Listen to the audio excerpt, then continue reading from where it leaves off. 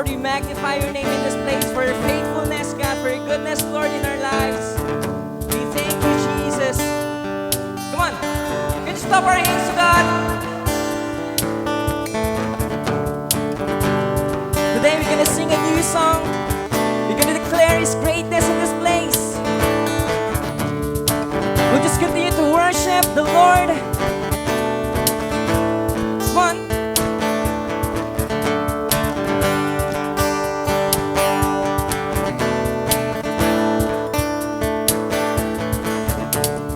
Grace, you made me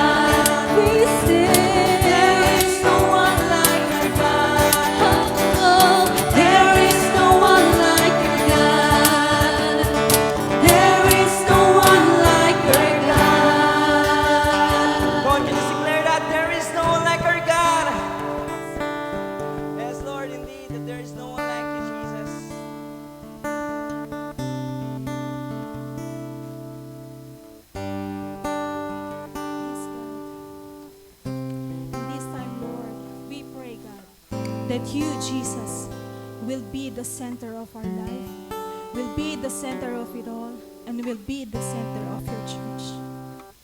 Oh, yes, we worship you.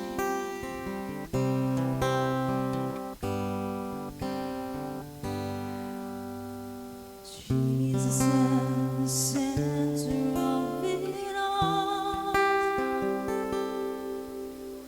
Jesus at the center of it all. From beginning to the end, it will always be, it's always been you, Jesus. Jesus, Jesus be at the center of it all. Jesus at the center of it all. From beginning to the end, it will always be, it's always been you, Jesus. Jesus, nothing else matters. Nothing in this world will do, yes, Lord. 'Cause Jesus, you're the center. Everything revolves around you. Jesus, you at the center of it all.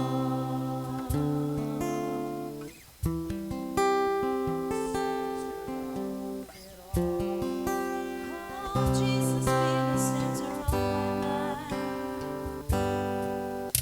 So Jesus, be the center of my life. Jesus, be the center of my life. From beginning to the end, it will always be, it's always been you, Jesus. Jesus, nothing else matters. Nothing in this world will do.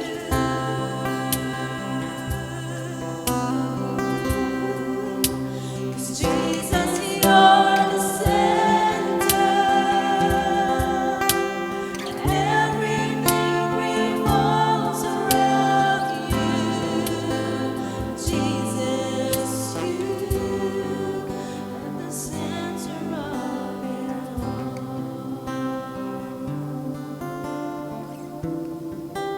At the center of it all.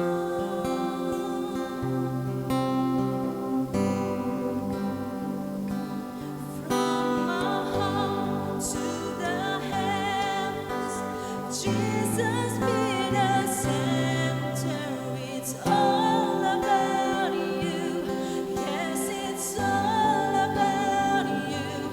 From my heart to the heavens, Jesus be the center. It's all about you.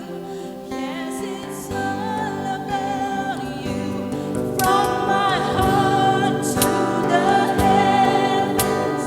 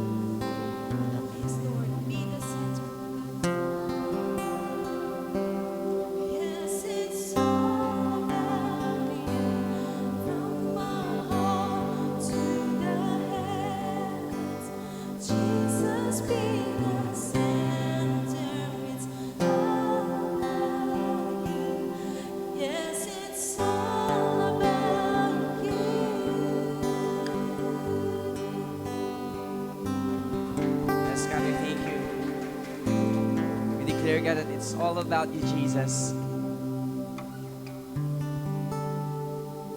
More than we sing the lyrics, more than we sing this song, God, today, Lord, what matters is our heart, God. A heart that is lifting up in your name.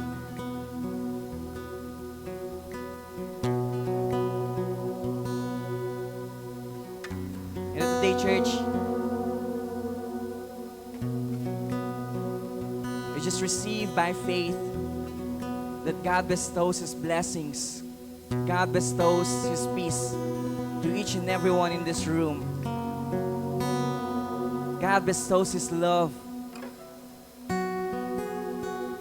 And so today, we're declaring by faith and declaring God blessing to this generation, God, and for the next generation. Lord, we cut right now the unbelief, all the shame, all the guilt, and we spread blessing in this room, God.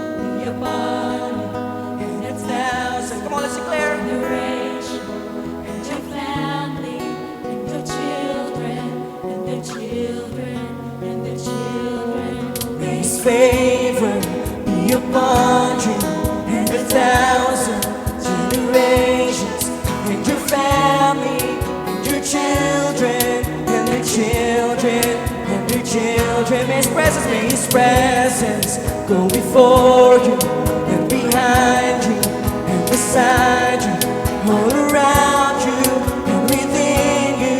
He is with you, He is with you. It's the morning, it's the evening, and you're coming, and you're going, and you're weeping and rejoicing.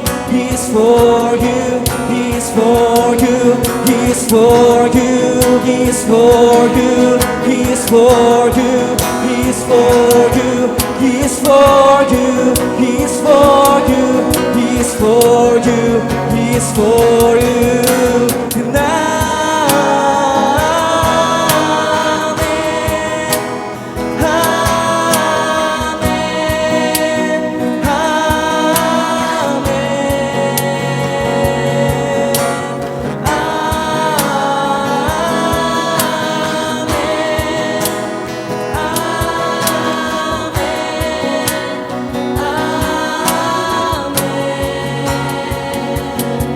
And favor be upon you and 1,000. Sing it out.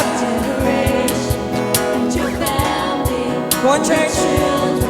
Just sing this song as a declaration to our family, our loved ones. Come on.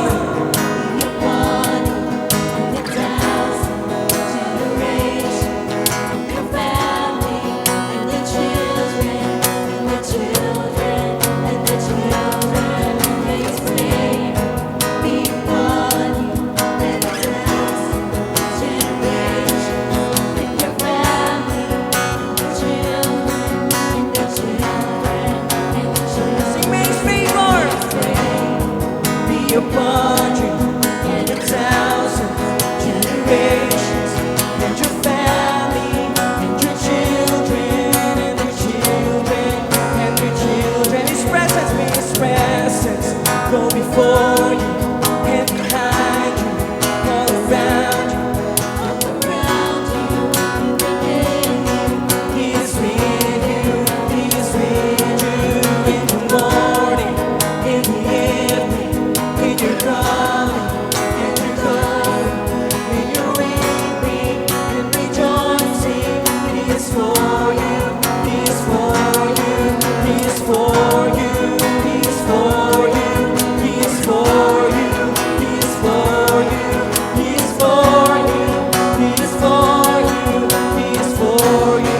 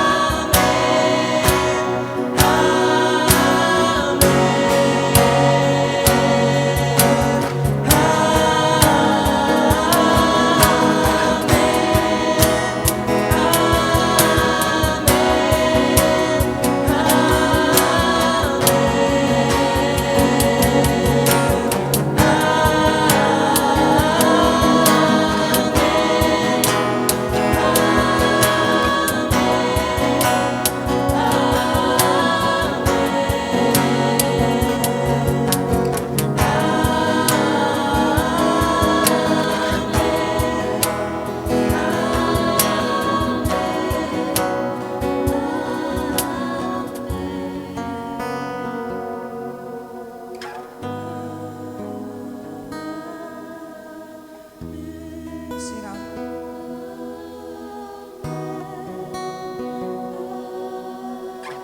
The church will be declaring amen in this place. It means yes, yes in Christ.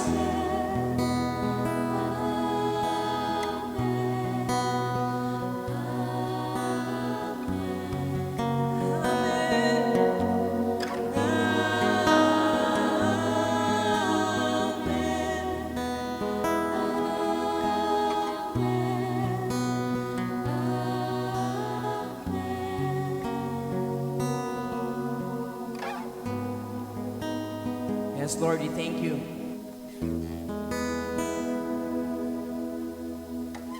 We declare God blessing in this place. In In Numbers 6:24 to 26. The Lord bless you and keep you. The Lord make his face shine on you and be gracious to you. The Lord turn his face toward you and give you peace. In Psalms 121 verse 5 to 6 it says there, the Lord watches over you. The Lord is your shade at your right hand.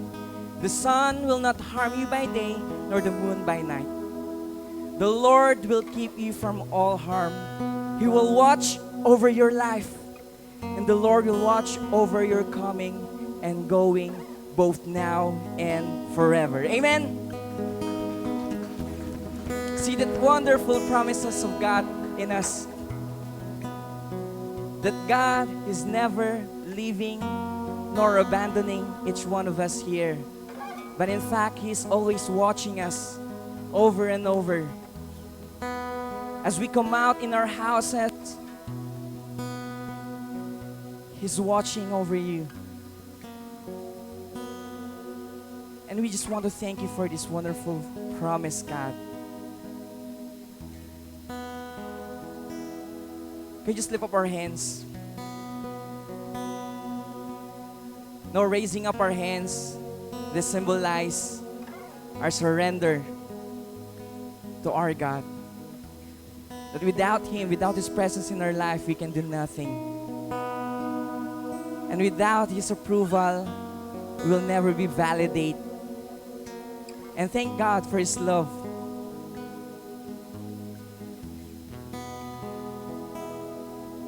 Come on, just begin it once again to sing with all of our heart. Just declare it to yourself. Kung ikaw yung tao na tipong, alam mo yun, parang wala nang pag-asa sa buhay mo. But then, this is the promise of the Lord to you. Kung feeling mo, hindi ka nagagaling sa sakit na meron ka, but then, this is the promise of the Lord to you. Kung kinakailangan mo ng restoration sa iyong family, this is the word of God for you. Come on now. As our hands lifted, receive His restoration. Receive His blessing. Receive His peace. Receive His comfort. Come on. Just take this time to really talk to God. Say, thank you, Lord. Just take this moment. And then you begin to sing, yes, amen. Yes, amen in Christ. Receive this blessing. Receive this blessing in Christ Jesus. We receive this blessing in Christ. We cut those bandages in our lives in Christ.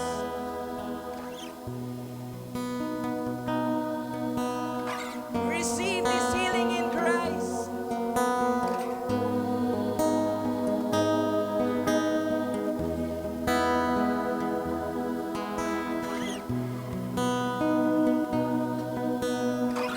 We'll sing for the last time.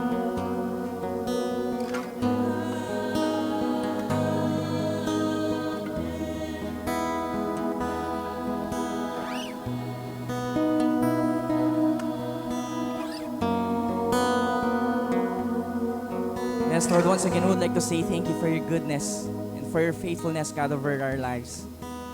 Lord, thank you for such a wonderful love that you have towards us, God. Lord, we cannot give you, Lord, something that could really make you feel proud of us, God, but then it's all of the things, God, that you've done on the cross, God. We would like to say thank you. Thank you, Jesus. Thank you for your love. Thank you for your peace that we receive right now. Thank you for your comfort that we receive right now. Thank you for your restoration that we receive right now. In Jesus' mighty name I pray, amen.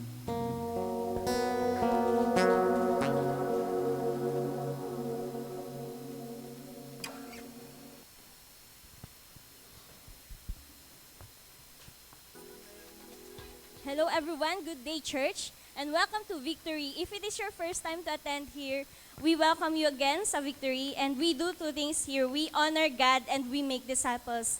And yesterday, I am so excited to announce to you or to update you on what happened on our Victory Weekend. So 16 po yung nag Victory Weekend kahapon and they got baptized also. And grabe, napakagaling lang nung ginawa ni Lord sa mga buhay ng mga delegates na ito. And if you are part of this, can you just stand up? Nandito ba kayo? Tumayo kayo yun. So, praise God for all of your lives and for the freedom that you've experienced in Christ. And we will continue to pray with you in your spiritual journey as you continue growing your relationship with Christ. And also, great things are happening in our church. And with that, let me announce to you our anniversary celebration this coming December 17 po yan. So mangyayari po ito sa MYDC. Again, December 17 morning service po tayo and we have a guest speaker there. So be excited to experience another year of celebration of God's faithfulness sa ating church dahil 23 years na po tayo, church. So praise God with that. And also, syempre, ang Victory Manawag din, they will be celebrating also 2 years of God's faithfulness sa church naman natin sa Victory Manawag. And let's continue to pray for miracles and for God's favors upon this celebration that we have.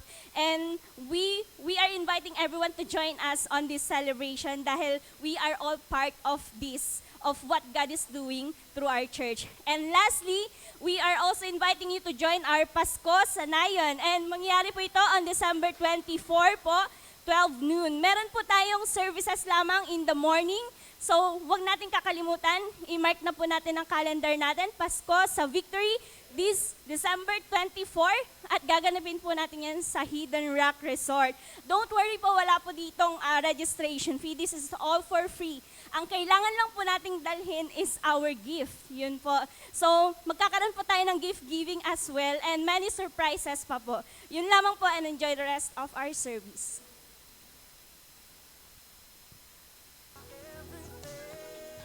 Grabe, ang lapit na po ng Pasko, no? So, good morning everyone. Sino sa atin na every time na sumasahod po, resibo na lang ang natitira parate, no? Kung hindi man, wala na ang pitaka, mas masaklap to, no? Wala na ang pitaka, wala pang pera, no? So, anyway, it's time for us to give. Let's read our tithing verse for today. It's under Haggai chapter 1, verse 6. I'll read the NIV. And it says, "You have planted much, but harvested little. You eat, but never had enough. You drink, but never had your fill. You put on clothes, but are not warm. You earn wages only to put them in a purse with holes in it." So kung babasahin po natin ang Haggai, Book of Haggai, no? Ito po yung moment na kung saan yung mga, si King Cyrus po, pinababalik na po yung mga Jews o mga Hudyo mula sa pagkaka-exile sa Babylon. So they were there in Babylon for 70 years. At ito po, nagkaroon kasi ng prophecy and a command as well sa mga Hudyo na they go back to Jerusalem for them to be able to rebuild the remnant, yung templo na ginawa po ni King Solomon na na-destroy. And so nung bumalik po sila, they started already rebuilding the temple, but then eventually tumatagal kasi na-frustrate na rin po sila na hindi po nila may balik yung dating ganda or dating gara ng templo. And so what happened, eventually they started living their lives. They started being preoccupied sa kanilang mga kinabubuhay. Naging busy na po sila sa kanilang kabuhayan. They started building their homes hanggang sa napabayaan na ang templo ng Panginoon. And so, God has to teach His lessons to His children. What happened? Dito pumapasok po ang verse na to. Every time that they are investing, every time that they are planting, little po ang harvest. Whenever that they eat, kahit gaano pa kasarap yung pagkain, it's never enough. They're never satisfied. Every time that they drink, it is as if they're always thirsty. Every time that they receive their wages, laging kunukulang. Para bang butas ang kanilang mga bulsa. And this verse is still timely, even up to the present time. No matter how much that we do over time, kahit ano pang kayod na parang kalabaw, parang laging kulang. Nararamdaman niyo po ba? Parang hindi sapat, laging may babayarin, or kahit na anong savings po natin, laging may sakit. Or kung ano man, meron man malalaking bahay, walang kapayapaan sa puso. Hindi po ba? Now we have to understand that the blessings that we are doing, no, the blessings that we are wishing and we are praying, okay po yan. Right? Lahat naman po tayo, may mga pinagpe-pray po tayo, no? But the thing is, practicality, no, in reality of life, there are times na may mga pangako ang Panginoon, it is as if though that it's not happening. Lord, bakit kaya ang tagal? Nagsaserve naman po ako, pero bakit? Nauna na yung kapitbahay ko, nauna na yung kapatid ko, hanggang ngayon wala pa po. And sometimes, our faith is being toned down. Bumababa ng bumababang pananampalataya natin, nadi-discourage po tayo, nawawalan tayo ng hope. And what's happening? We go to the practical side. We do it on our own. And so, our priorities change. Nauuna na po ang ating kinabubuhay. Sobrang dedicated tayo sa trabaho, but napapabayaan ng church. Napapabayaan ng ating ministry, na-neglect na po ang pagsaserve natin sa Panginoon. And so, may this be a reminder for us, church, okay po sa atin na maging dedicated tayo sa ating trabaho, pero ang concerning is if it's now your priority at nawawala na si God sa atin, sa focus po natin. Kasi kahit ano pang effort po natin na gagawin, kapag hindi yan pinasper ng Panginoon, hindi po yan magbubunga. Amen po ba? So, sa ating pagbibigay ngayon, may it be a reminder that whenever we give our best to the Lord. That whenever we give the first, we give the whole, we give the tenth. Because God deserves our best. God deserves the best of gifts that we can give to the Lord. Hindi man natin ma-outweigh kung ano man binibigay ng Panginoon, pero sinasabi natin, Lord, ikaw ang priority ko, ikaw ang aking Panginoon. And so, may we be reminded by this takeaway that says, when God is neglected, nothing is working right. And we might accomplish a lot of things, but it will never bring satisfaction to our lives. May we think it was an attack of an enemy, yet it wasn't the attack of the enemy, or it wasn't the enemy's doing at all, but was the Lord. The problem wasn't Satan, but our priorities. So may we get our priorities straight, no? Amen po ba? Can we close our eyes? Father, maraming salamat po for this opportunity to be reminded, Lord God.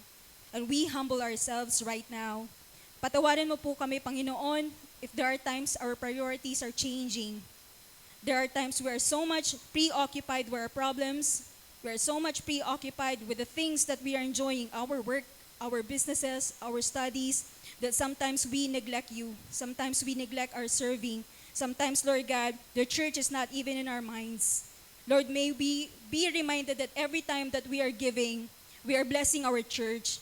That every time that we're giving our tithes and offering, we are not only honoring you with our finances, but we are one in our church mission of sharing out the gospel and reaching out the community. Panginoon, tulungan mo po kami na hindi ma-focus sa worldly wealth, but instead, pagyamanin po namin ang spiritual po namin, Panginoon, dahil kung ano man ang mangyayari dito sa mundo, temporary lamang po ito. May we be reminded that it is you who is our miracle. It is you who's the one providing our needs. It is you that we need, Panginoon. And so we thank you, Father, for everything that we have.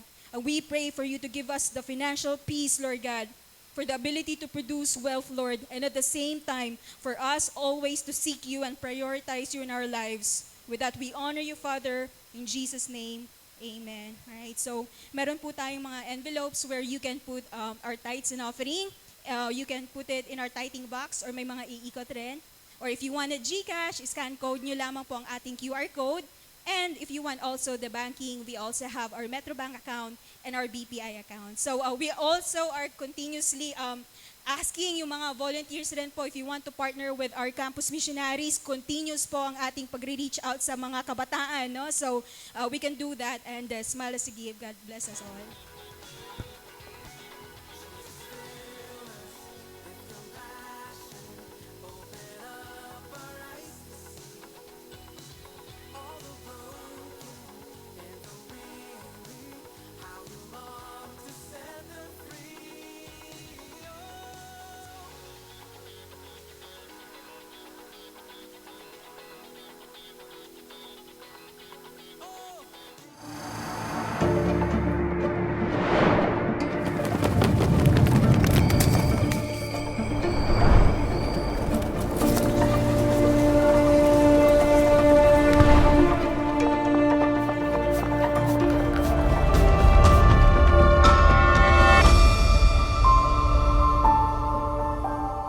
morning, everyone. Welcome to Victory. Welcome to our second service.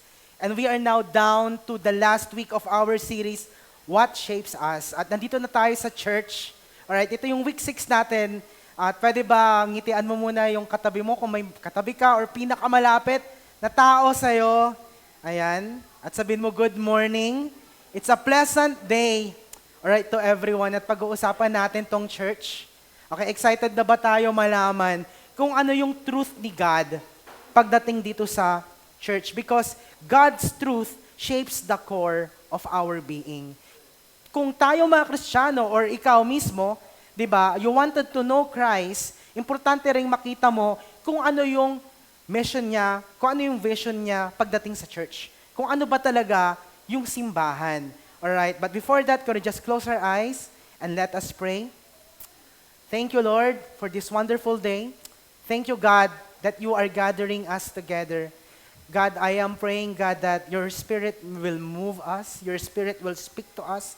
The Holy Spirit, God, will guide us, Lord God, in everything we do, especially on this particular topic about the church. May you just prosper and bless your word as we, Lord God, hear it, Lord God, today. Maraming salamat po. In Jesus' name, amen. Alright, we are talking about church. The question is, bakit ba tayo uma-attend sa church? Alright, bakit ka ba uma-attend ng church? If your reason is because nabe-bless ka sa praise and worship, kung nabe-bless ka sa mga nag-greet sa'yo, if nabe-bless ka kasi hindi masyadong mainit, or nabe-bless ka kasi okay yung preaching, okay, those actually are, actually hindi pa yun yung pinaka-core talaga. Bakit may church? Bakit may simbahan? Bakit tayo uma-attend ng church? Those are the things that we are doing. It's part of our culture, it's part of our beliefs. Pero kung makikita natin dito, if we gonna define, right, what is a church? Malalaman natin kung anong ibig sabihin nito. As a movement, this is what we believe as a church. Sabi niya dyan, we believe in one holy, universal, and apostolic church, the body of Christ, of which Jesus is the head. Alright, uulitin ko, ito yung definition ng church. We believe in one holy, universal, and apostolic church. Pag sinabi nating universal, ang equivalent ng word na yan is Catholic. Alright, ang ibig sabihin po ng Catholic is universal. Pag sinabi nating universal, every person, kahit ano man yung paniniwala niya, kahit ano man yung beliefs niya, pero tong person na to, he wanted to know God, it's a universal church. At pag sinabi nating universal church, hindi porket ito yung pangalan ng simbahan, ito lang yung tama. Alright? This is actually an invisible church. At ang sabi niya, apostolic church, the body of Christ of which Jesus is the head. Alright? Tapos kung i-check natin yung etymology, okay, kung saan nang galing yung salitang church, galing po yan sa Greek word, nang ibig sabihin niya ay ekklesia. Alright, ang Tagalog naman ng ekklesia ay iglesia. Alright, so makikita natin, una is Catholic, ang ibig sabihin niya is universal, at pag sinabi naman natin ekklesia sa Tagalog, ang Tagalog nito ay iglesia, at pag sinabing iglesia, ang ibig sabihin po nito is mga tinawag. Kung sa atin ngayon, ang ibig sabihin ng iglesia is a church or is a religion, but during Jesus' time, during when these verses are written in the Bible, this is actually a political group. Okay, pag sinabing ecclesia noon, these are political group of people meeting together. Sila yung mga tinawag at nagkakaroon sila ng meeting. Pero right now, on our culture, minsan, iba yung ibig sabihin ng iglesia. But if we gonna see the etymology of this, simple lang naman po ang ibig sabihin ng ecclesia, mga tinawag. Mga tinawag to gather together in worshiping our Lord and Savior. And now, dahil may mga tinawag, ano yung mga purposes nito? Ano yung purpose ng church? Sabi niya dito, to bring glory to His name through worship, discipleship, and evangelism. And we are grateful to say that these three things, ginagawa po natin ito sa church natin as a movement. We worship God together, alright, we disciple people, and we even evangelize even the lost people. So makikita natin dito, these are the main purposes why the church exists. Kung ginagawa natin tong mga bagay na to, di ba matatawag tayong isang simbahan. Pero bago ginagawa ito, bago nagkaroon ng eklesiya, bago nagkaroon ng church, babalik muna tayo sa buhay natin nung hindi pa natin kilala si God. Ang question, ano ba ikaw nung hindi mo pa kilala si Lord? And the Bible is very clear on telling us who we are without Christ. It's actually in Ephesians, we're gonna focus on this. Ephesians 2, verse 1. In the past, you were spiritually dead because of your disobedience and sins. Ito, yung status natin nung hindi natin kilala si God. Nung sobrang malayo pa tayo kay God, ito yung itsura natin, we are spiritually dead because of our disobedience, and it's all because of our sins. So, barely breathing, di ba? Nabubuhay ka, pwede kang maging successful, pero deep inside of your hearts, there's still hole of it. Na kahit anong fill up mo, di ba, ng worldly things, ng accomplishments, ng love from other people, bakit hindi pa rin napupuno? Bakit parang nauubos pa rin? Bakit hindi pa rin tayo nakokontento? And we are designed on that way every time na nabubuhay pa tayo sa flesh. I'll give you an example. Nung bata ka, siguro, di ba, ang gusto mo lang talaga is magkaroon ng laruan ng kotse-kotse, di ba? Alam nyo yan?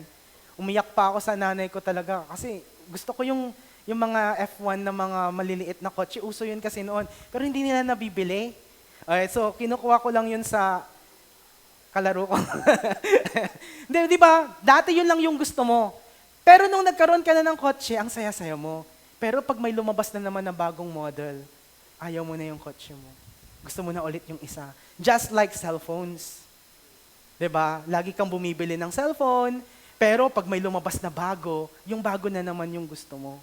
Alam mo yon, we are really built on that kind of thing wherein because we are still living on sins and on this flesh, talagang hindi tayo nakokontento. And it's all because of that, di ba, ito yung current status na meron ang isang tao na malayo kay God. But God doesn't want us to stay on that kind of life. That's why in Ephesians 2, verse 4, but God's mercy is so abundant and His love for us is so great that while we were spiritually dead in our disobedience, He brought us to life with Christ. It's all because of the overflowing love of God to His people that while we were still sinners, while we were still spiritually dead and we disobey God, ibinigay niya ang kanyang kaisa-isang anak just to have our life para makuha natin yung buhay na nanggagaling sa Kanya. So makikita natin dito, susunod na verse, it's still in chapter 2, verse 8 to 9, for it is by God's grace that you have been saved through faith. It's not the result of your own efforts, but God's gift so that no one can boast about it. Dito pa lang sa Ephesians 2, chapter 4 until verse 4 until 9, nandito na yung redemption natin. Kinikwento niya na yung story ng Bible. Now, because we are all sinners, we are all living without the Lord, nagkaroon pa rin tayo ng forgiveness. It's all because of Jesus Christ. At nakuha natin nyo, not because we are good, not because marami tayong napatunayan, but sabi niya, it's all because of faith. It's not the result of our own efforts, pero God's gift siya sa atin. At this chapter still continue to reflect who we are without Christ. Sinusulat to ni Paul, di ba, nung nag-aantay siya, he's still in house arrest when he is writing this. At pero dito pa sa mga susunod na verses, pinapakita niya pa rin yung state natin na mga makasalanan pa rin tayo. In verse 12, at sabi niya, at that time, you were apart from Christ. You were foreigners and did not belong to God's chosen people. You had no part in the covenants which were based on God's promises to His people, and you live in this world without hope and without God. Dalawang uri lang ng tao, okay, ang meron sa covenant ni God. The first one are the Jews. Pag sinabi nating Jews, these are the chosen people in Israel. They are the people wherein nanggaling yung Messiah at sila lang yung may pangako. At yung pangalawang group of people, kahit ano pa yung religion, kahit ano pa yung paniniwala, kahit ano man yung past, gumawa man ng mabuti or hindi, Gentile. Jews and Gentile. At ang meron lang pangako, sino lang yung makakakuha ng magandang blessing is yung mga Jews lang. Saan tayo mga Pilipino? Hindi po tayo Hudyo. We are Gentiles. At dito tayo napupunta sa grupo ng mga tao na walang promise si God kahit isa. Imaginein mo to, 'di ba? Ang bibigyan mo lang ng mana kung magulang ka, yung mga anak mo. Yung mga kaapelyido mo. 'Di ba? Yung kamag-anak mo. Possible, sa kanila mo lang pwedeng ibigay yung mana na meron ka because may relationship ka sa kanila eh. Gusto mo bang ibigay yung lahat ng pinundar mo at mga paghihirap mo sa taong hindi mo kilala? Na walang relationship sa'yo, na hindi mo alam kung pagkatapos mo binigyan ng mana, magti-thank you ba to sa akin? Maalala niya ba ako? Pero oras na binigay mo yun sa anak mo, sure, at least, di ba, alam nila na galing yun sa tatay or nanay nila. So sa kanila lang yung mana, ganun din po yung mga Hudyo. But we are Gentiles, ni isa, wala tayong pwedeng makuha kay God. At ito yung mga bagay na wala sa atin dahil wala si God. Because Gentiles, without spiritual blessings, without light, without peace, without rest, without safety, without hope. Unang-una, without spiritual blessings. Even the people who doesn't know God today can be blessed. Pwedeng yumaman. 'Di ba? Pwedeng ma-accumulate lahat ng meron sila on their own. May blessing pa rin si Lord. Pero ang pagkakaiba po nito, spiritual blessing. Alam niyo po ba ang pinaka-importanting blessing na pwede nating ma-receive kay God ay spiritual blessings. We are singing that a while ago, the blessings. It's a very good song. 'Di ba? It's just declaring that the blessing of God will not only stop to you, but it will overflow to your children's children, even to the next generation, that even you are dead, you are sure that God will bless your lineage, that God will bless your family tree. That because someone stood up in faith today, at ikaw yon, at naniniwala ka, and you are declaring, di ba, sinasabi mong amen, because you believe that it will overflow to the next generation of your lineage, even though you are already dead. Pero ito yung wala sa atin. Because we are Gentiles. Walang spiritual blessings. That's why walang protection. That's why walang peace. That's why walang rest. That's why walang safety. That's why walang hope. But God doesn't want us to stay on that way. That's why in Ephesians 2:13, but now, in union with Christ Jesus, you who used to be far away have been brought near by the blood of Christ. Alright? Nakikita natin dito, may nagbabago na. May changes na pala. Yung dating covenant na yung Gentiles walang makukuha kay God, biglang nagkaroon na ng karapatan sa blessing. Biglang nang nagkaroon ng karapatan sa kainan. Biglang nang nagkaroon ng karapatan sa tahanan. Na dating sobrang layo natin, but it's all because of Jesus Christ. Tayong mga malalayo, naging malapit na sa Kanya, it's all because of His blood. And Ephesians 2, verse 14, for Christ Himself has brought us peace by making Jews and Gentiles one people. This is very important. Kung dati nahahati ang mundo sa dalawang grupo, yung blessed at yung hindi, yung may karapatan at walang karapatan, but this time around, it's all because of Jesus Christ. The Jews and Gentiles became one people. Totoo naman eh. Nadi-divide lang talaga tayo ng religion. Nadi-divide lang talaga tayo ng beliefs. Pero pag i-check mo kung ano yung itsura, tao pa rin. I-check mo yung race, i-check mo, iba yung race, iba yung lingwahe, iba yung kulay ng mata, pero overall, tao pa rin yun. And that's why minsan doon tayo nabablinded. That's why nagkakaroon tayo ng discrimination. That's why sometimes ganito yung ginagawa natin. That's why mas less love lang natin yung ganito yung paniniwala. Pero deep inside, pag i-scrutinize ni God yung puso, kahit ano pa yung paniniwala mo, you are still His own.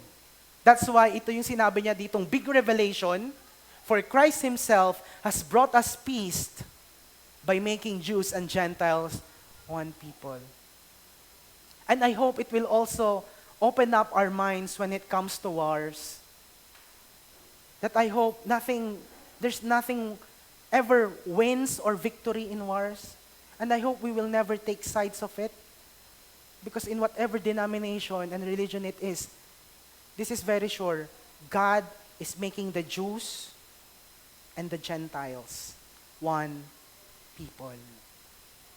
We stand on what God wants. We stand on the heart of God. We stand on every people who are searching and lost for the Lord.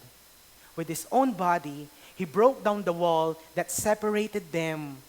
Nakikita niyo po ba yon? May separation kasi dati. Diba dati, nung panahon kasi namin, may separation yan eh. Pag natatandaan ko yung may isa akong subject, pag highest ka sa exam, lahat ng highest nasa harap. Ay, ang row na yan, yan yung mga matatalino. Pero oras na nilagay ka na dun sa dulo, Diyos ko, ikaw na talaga yung mabababa. Okay? Kaya yung goal ko noon, sa gitna, ayaw kong pumunta sa harap. Okay lang ako sa gitna, pero ayaw ko talaga pag napunta ako sa likod. Kasi sabi ko, hindi talaga ako nag-aral noon.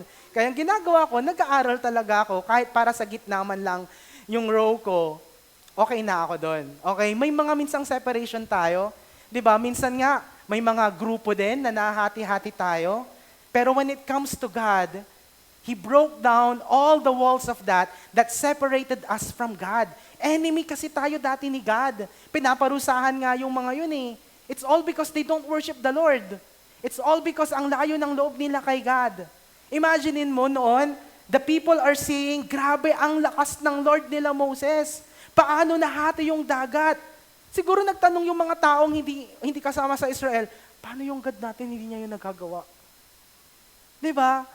May inggit at may takot. That's why Israel became so famous at natakot yung mga ibang bansa dahil bakit sobrang lakas ng God nila? Yung God natin hindi man lang kayang magpaulan. Insecurity, sometimes maybe other people even felt that they are not secure with their own.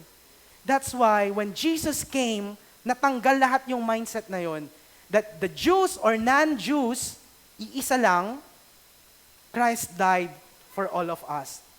And this is beyond religion. In Ephesians 2:17 to 18, so Christ came and preached the good news of peace. Grabe, ang daming word na peace dito. Kung makikita natin that God really wanted to give us peace to you Gentiles who were far away from God, and to the Jews who were near to Him. The good news had been preached. The good news of peace and love and forgiveness had been preached to those people who are very far away and to those people who are very near to God. At ang sabi niya ulit in verse 18, it is through Christ that all of us, Jews and Gentiles, are able to come in one spirit into the presence of the Father. Ito pa, yung wala sa atin dati. Sa Israel lang nararamdaman yung presence ni Lord. Sa mga Hudyo lang nila nararamdaman na nag-i-speak si God. Pero outside of them, silent. Outside of the Jews, people cannot hear and experience God. Imaginein mo yun, paano kung ganun pa rin hanggang ngayon? Maybe wala tayo dito sa Sunday service. Maybe we are busy building our own lives. Maybe we are even worshiping other gods. Alright? Can't imagine that. People who are suffering, calling to a false God. People who are weary and afraid, calling to a false God. Kasi wala silang matawagan eh. That's why gumagawa sila ng sarili nila. At kahit walang sumasagot, okay lang. But look at this.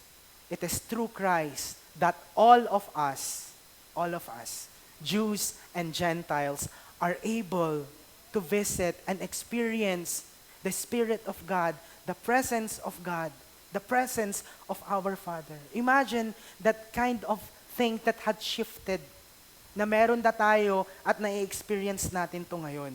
At nagtuloy-tuloy pa to in verse 19. So then, you Gentiles are not foreigners or strangers any longer.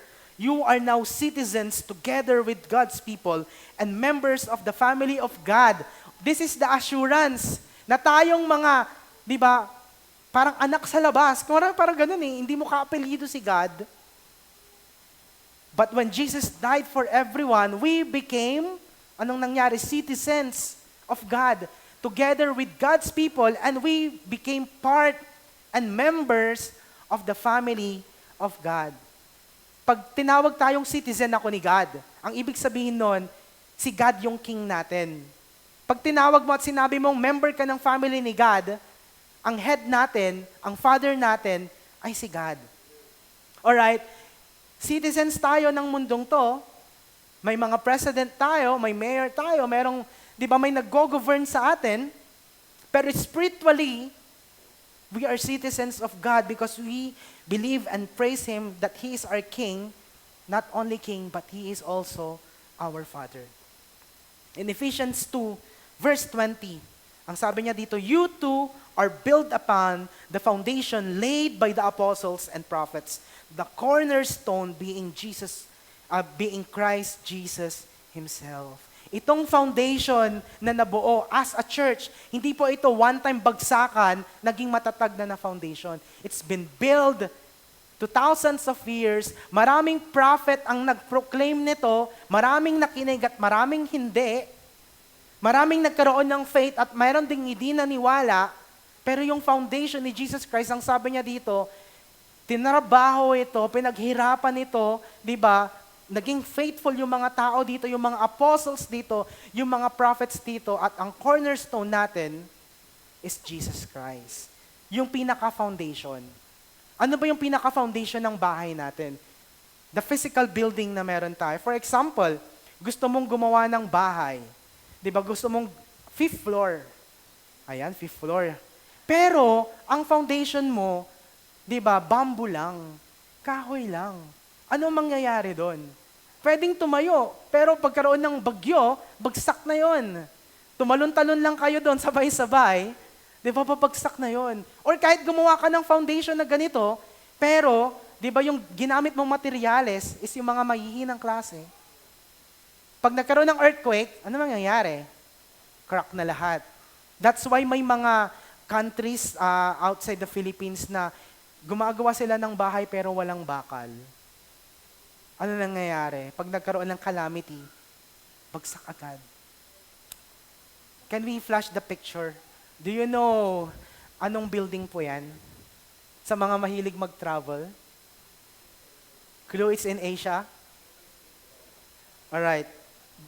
Dubai. Okay. Actually, that is Taipei 101. That's in Taiwan. May nakapunta na po ba ng Taiwan? Soon. Soon, alright. Visa-free pa po siya until July 2024. Yan, okay? So makikita natin dito, that's Taipei 101. Anong connection nito? That's the tallest building in the whole world before 2009. Alright? Pero ngayon pang 11 na po siya. I don't know kung anong pinakamataas. So, but it's now, before that's number 1. Okay, pero ngayon pang number 11 na siya. So, anong connection nito? Napakalaki, napakatibay. Actually, that is actually earthquake-proof. Or earthquake-resistant na lang. Nakakatakot yung earthquake-proof. Mamaya mag-iba. Okay, that's actually earthquake-resistant. Hindi po yan basta-basta natutumba. Alam nyo kung bakit? Meron silang nilagay na foundation dyan na siya yung kumokontrol at nagbabalanse ng building na yan na kahit nagka-earthquake, magsisway lang siya. Gusto nyo makita ko ano yon? Next picture. That's the ball. Okay? Ang tawag po dyan sa ball na yan is mass damper. Ano ang silbi ng damper na yan? Yung malaking bilog na yan na parang foundation na nagbabalanse para hindi masira yung building na yon. Ang trabaho niyan is to stabilize against violent motion caused by harmonic vibrations. So ini-stabilize niya yung building na yan na kahit magkaroon ng sway, kahit malakas yung intensity ng vibration na galing sa lupa, hindi po yan madadapa. Just like Jesus. If we had made Him the foundation of our lives, pwede tayong mag-sway pa rin. Di ba, pwede pa rin tayong daanan ng mga problema. Pero pag meron tayong ganyan, sure foundation sa buhay natin, hindi tayo basta-basta masishaken. Alright? In Ephesians 2, verse 21 to 22, He is the one, Jesus, who holds the whole building together and makes it grow into a sacred temple dedicated to the Lord. Just like that mass dumper, makikita natin that Jesus is holding our lives. That Jesus is holding our church. At hindi lang niya hinahawakan, pero anong ginagawa ni Jesus sa church? He grows it into a sacred temple dedicated to the Lord. Why? Because church is never about the building, but church is composed of people gathering together. At ginugrow niya yon. Nagkukos siya ng growth sa puso ng bawat mamamayan ng simbahan.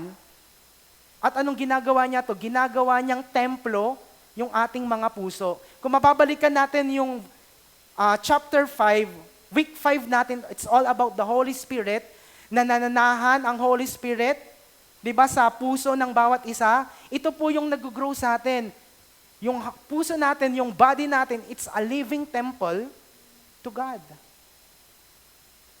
And the church is alive and active. Pag may growth na nakikita sa isang simbahan, ano mangyayari doon? It's alive and active. Paano mo masasabi na ang simbahan ay hindi na alive? Bigyan ko kayo na idea, kapag puros matatanda na po yung umaattend. Totoo. Masasabi mong alive and active ang isang simbahan kapag may isang batang makulit, tumatakbo, nag-iiyakan. Why? Kasi sure ka na may next generation na susunod. Pag may mga kabataan na umaattend, alive yung church. Kasi paano pag namatay na lahat ng matatanda at napunta na sila ng heaven? Sino na yung susunod na generation? That's why we will be forever grateful and thankful at dapat matuwa kung may mga bata na mga maliliit. Di ba, na nagtatakbuhan, na naghihiyawan, or minsan umiiyak pa nga. Kasi sigurado ka, may susunod na generation. Sigurado po tayo na after we all die, may continuity yung blessing ni Lord na magpapatuloy i-reach out yung mga susunod na generation. The church is alive and active, and we should need also to pray for that. Because the church is a dwelling place dedicated to the Lord. Our body is a sacred temple to the Lord. So every time na kung ano yung ginagawa natin sa body natin, kung hindi natin inaalagaan ng ating katawan, kung hindi natin binibigyan ng importansya ang ating katawan, di ba, doon din tayo talaga, hindi natin na-honor si God. In Ephesians 2, verse 22, in union with Him, you two are being built together with all the others into a place where God lives through His Spirit. Kaya makikita natin dito that church is never about, I hope yung perspective natin po ng simbahan, hindi natin tinitingnan itong four corners ng building na to. Because if ito yung perspective natin, ito yung, parang ito na yung pinaka-model natin kung ano ang simbahan, I'm telling you, God wanted to open up your eyes. God wanted to open up your hearts. Bago po tayo mapunta dito sa building na to, we have also experienced a church building without this, without aircons. Diba? Sinabi ko na rin dati sa preaching na naabutan ko rin yung mga karton lang talaga yung nasa taas. Walang aircon. Actually, open space pa nga siya eh. Na-try na rin namin na mag-youth service sa pag umuulan sa labas, baha na rin sa loob. Ang ganda niya na ngayon, milk tea shop na po siya dyan malapit sa Mangaldanay. But we will be forever grateful on those moments. Sobrang init, di ba? Minsan mahihiya ka na lang talaga mag-invite ng estudyante, pero alam nyo po ba, we really prayed hard. We really claim it.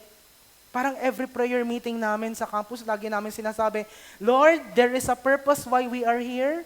Lord, there is a purpose, God, why we are still here. And we believe, God, that, di ba, in perfect timing, makakaalis kami dito and you will provide. And through those humble beginnings, nakita namin kung paano nag-move si Lord. Alam niyo po ba, kahit umuulan doon, punong-punong po talaga kami. Kahit sobrang init po doon, honestly, doon pa sobra po naming naramdaman si God. Because the church is never about the building. It's all about the people who are gathering together. Ang question is, nasaan ba yung foundation natin? Nasaan ba yung tinitingnan natin? If we will just limit the church on what we are seeing physically, kung ito lang yung perspective mo, kung ang perspective mo is yung church na, oy, ang ganda naman ng online service. Grabe, ang linaw ng YouTube nila. Ang ganda ng camera. Diba? Oy, ang laki naman ng screen nila. Paano kung tapyasin natin lahat yon? Ano yung matitira? Tinanggal natin yung aircon, tinanggal natin yung electric fan, yung ilaw, yung sound system, yung projector, yung instrument. Magiging church pa rin ba tayo? Will we still gather together without those, di ba, physical things? That's why the church is never about this place. How about those people who are, di ba, praising God in China? Those underground churches that are so afraid baka mahuli sila. How about those people living in Africa? How you see how they worship the Lord? Even without instruments, mararamdaman mo that their hearts is overflowing with God. And this should be our church. Hindi ko po sinasabing hindi maganda to. Maganda po ito. It's excellent. Binibigyan natin yung best natin kay God. But I am just questioning everyone, when everything else fades, magpapatuloy pa rin ba tayong maging church? Na kahit saan tayo ilagay ni God, a-attend ka pa rin ba para mag-gather together? Will you still raise your hand to God kahit na walang mga microphones, kahit walang mga ganitong instrument na nakikita, will we still gather together for God? And God wanted us to be a church not only in good times, but also in trials. That's why I am saying, sana hindi natin tinitingnan yung structure. Bakit ko sinasabi yun? Because there is nothing so solid since Jesus Christ is the foundation of it. Wala nang mas titibay pa na building kung si Jesus Christ yung foundation ng buhay natin. There is nothing so high since it reaches as high as to the heavenly places in Christ Jesus. Wala nang mas tataas pa sa isang church na sinasamba si God.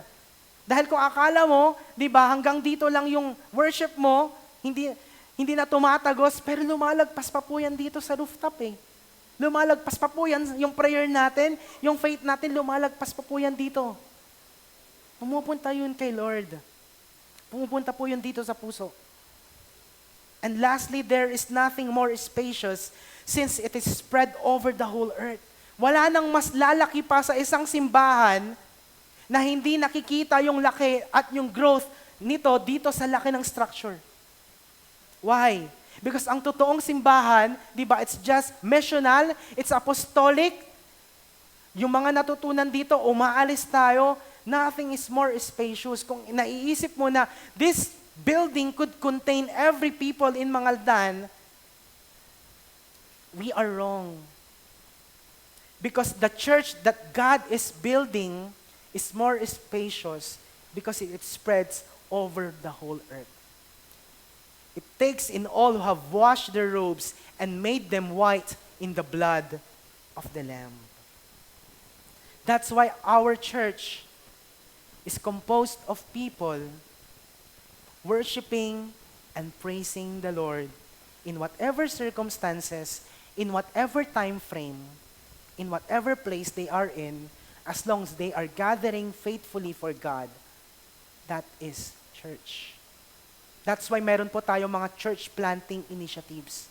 That's why we are going in different places because we believe that there's still a lot of people who needs God in their lives. Pwede po ba tayong tumayo lahat as we pray? My question now is this: do you want to be the church for God? Gusto mo bang maging parte ng simbahan na to that is missional, that this church wanted not only to stay on a particular place, but the church that reaches out the lost? And this is what we are doing for the longest time. That we are going to different places, we are proclaiming the Word of God, and we believe through the seeds that we are planting, souls are, being given to God, hearts are being surrendered to God. And this is what we are doing. We are not staying on this particular place. We are gathering here, but we will not stay here because we believe that the church, the true church, is missional, is apostolic, and having Jesus as the head of the church. As I end, it's in 1 Peter 2:9-10. Kung dati, para tayong anak sa labas, kung dati parang wala tayong tatay or family, but this verse is telling us, but you are a chosen race, a royal priesthood, a holy nation, people for His own possession, that you may proclaim the excellencies of Him who called you out of darkness into His marvelous light. Church, we are already a chosen race because of Jesus Christ. Nabago na yung orphan, yung walang tatay, yung walang pamilya, but we became a royal priesthood, a holy nation, a people for His own possession, that we may proclaim the excellencies of God who has called us from darkness into light. And this is our mission. Our mission is to proclaim His name to those people who are still lost, to those people na hindi nila alam kung saan sila tatawag, those people who are helpless. Yes, we could also experience what they are experiencing even we are already a Christian. Pero ano yung meron tayo? Meron tayong God. Meron tayong God na pwede nating lapitan. Pero marami pa rin pong tao dyan sa labas na walang malapitan. They don't know where they are going. That's why we as a church need to spread the gospel, share the good news to other people so they will also be included to our family, to this church that glorifies and worship the Lord. Can we just all close our eyes, raise our hands as we utter this prayer? Lord God, thank you for this wonderful day. Maraming salamat po for gathering us together as a church. And I pray, God, that we will never stop doing the things that you wanted us to do in sharing the gospel to other people, to be the church, to be the light of this world. I pray, God, that you will not only bless us, but you will also empower us through your Holy Spirit to be the salt and light for everyone. May we experience your goodness not only for the rest of our lives, but for the forever, for eternity, Lord God, for the promises of that eternal life. Maraming salamat po, Lord. All of this in Jesus' name. Amen and amen. We just worship the Lord.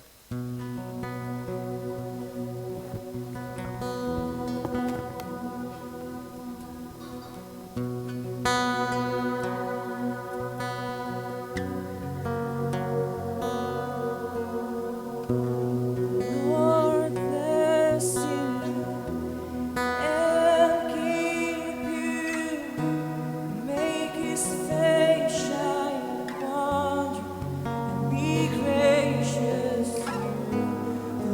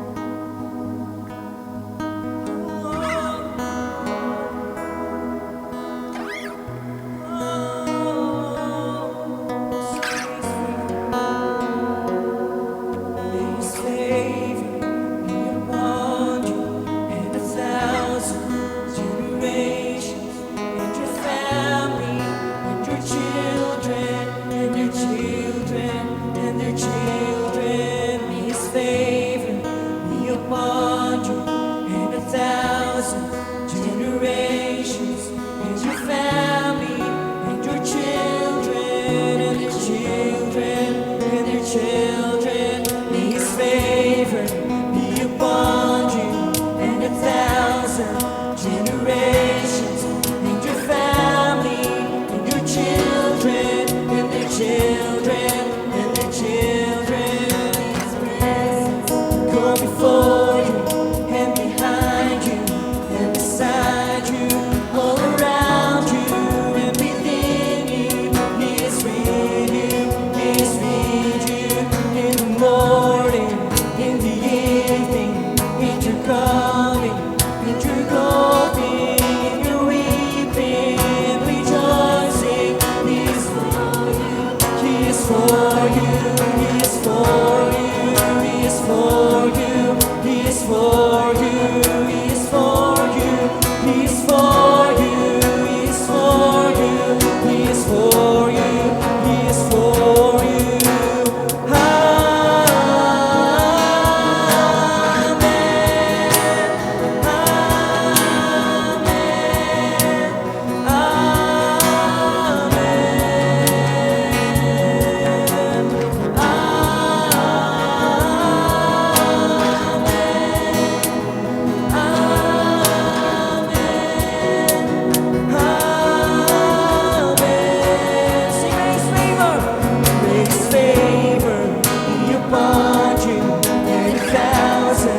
Generations, and your family, and your children, and their children, and their children. May His favor be upon you and 1,000 generations, and your family, and your children, and their children, and their children. May His favor be upon you and 1,000 generations, and your family, and your children, and their children, and their children. May His blessings go before you and behind you and beside you, all around you and within you. He is with you, He is with you in the morning, in the evening, in the coming, in the going.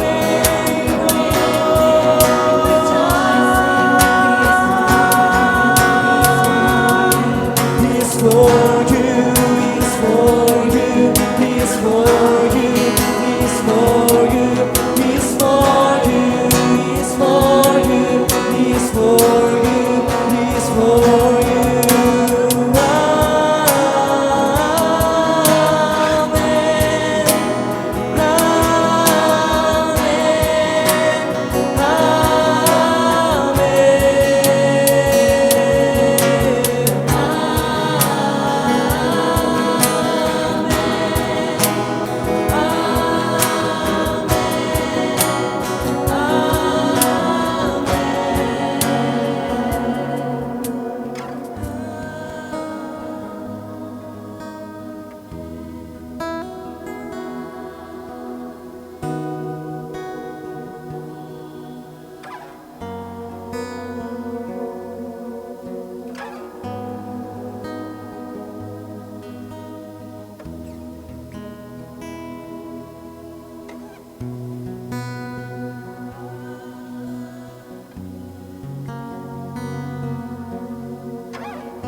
Just bless the name of the Lord for that.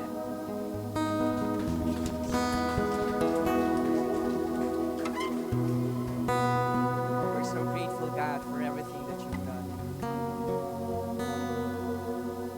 Lord, yung binigay mo lang ang buhay mo sa bawat isa sa amin. Nang sa ganon, ay muli mo kaming mapatawad.